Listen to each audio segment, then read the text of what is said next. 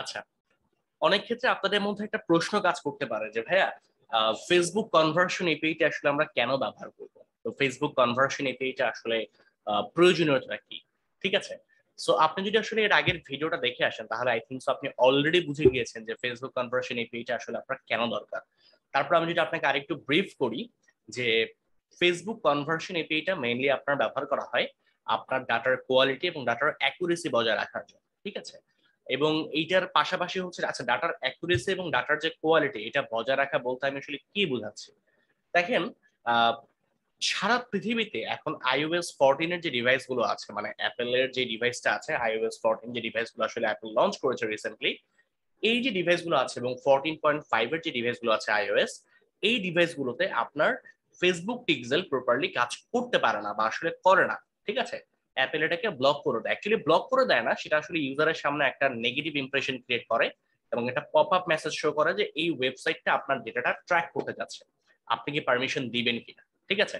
So generally as a user perspective থেকে যদি আপনি আমি চিন্তা করি তাহলে কিন্তু আমরা আসলে আমাদের ডেটা আরেকটা থার্ড পার্টি ওয়েবসাইটকে ট্র্যাকিং করতে দেব না, তাই না? সো এই জিনিসটা কিন্তু আসলে আপনার অ্যাপেলের ডিভাইসের ইউজারের ক্ষেত্রেও হচ্ছে এবং আপনার মোজিলা ফায়ারফক্স সাফারি যেগুলো আছে আর কি এই সমস্ত ইউজারদের ক্ষেত্রে এটা ঘটছে। সো এখন সেক্ষেত্রে ওই সমস্ত ইউজারদের ডেটা যদি আপনি ট্র্যাকিং করতে চান তাহলে কিন্তু আপনাকে কনভার্সন এপিআই মাস্ট বি ব্যবহার করতে হবে। On the other hand 28% user হচ্ছে টোটাল ওয়ার্ল্ডের আপনার তাদের ব্রাউজারে অ্যাড ব্লকার ইউজ করেন। সো আপনি যদি হচ্ছে অ্যাড ব্লকার যে সমস্ত ইউজাররা ব্যবহার করছে তাদেরকে যদি আপনি পারফেক্টলি ট্র্যাকিং করতে চান, আপনার মনে একটা প্রবলেম দেখেছেন যে অনেক সময় আসলে পিক্সেলে কিছু ইস্যু শো করে এবং ওই ইস্যুগুলোর কারণে আসলে পিক্সেল প্রপারলি ডাটা ট্র্যাক করতে পারে না। সো আপনি যদি আসলে এই প্রবলেমগুলোকে সলিউশন করতে চান বা আপনি যদি আসলে পারফেক্টলি আপনার ইউজারের ডেটাগুলোকে ট্র্যাকিং করতে চান তাহলে কিন্তু আপনার জন্য কনভার্সন এপিআইটা অবশ্যই অবশ্যই দরকার।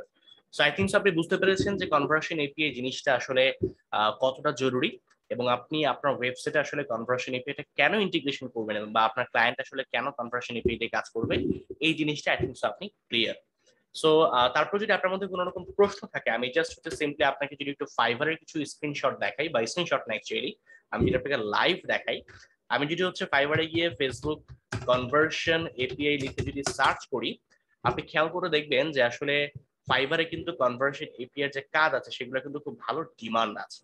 ঠিক আছে? সেগুলো কিন্তু খুব ভালো ডিমান্ড আছে। সো আপনি যদি কনভার্সন এপিআইটাকে যদি পারফেক্টলি সেট আপ করতে পারেন আপনার ক্লায়েন্টের ওয়েবসাইটে তাহলে কিন্তু আপনার খুব ভালো একটা সুযোগ আছে আপনি আপনার ক্লায়েন্টের ওয়েবসাইটের সেই কনভার্সন এপিআই প্রবলেমগুলোকে সলভ করে ঠিক এই ধরনের একটা হেলদি অ্যামাউন্টের আপনি এখান থেকে আর্নিং আসলে জেনারেট করতে পারবেন। ঠিক আছে? আপনি যদি পারফেক্টলি এই কাজগুলো করতে পারেন তাহলে এই যে অ্যামাউন্ট গুলো আছে এই যে অ্যামাউন্ট গুলো আছে $80 $70 $185 $80 এই অ্যামাউন্ট গুলো কিন্তু আপনি জেনারেট করতে পারবেন।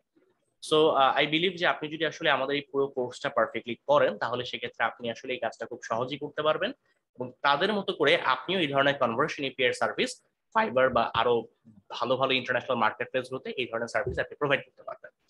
So thank you so much, দেখা হচ্ছে আপনাদের সাথে নেক্সট ভিডিওতে।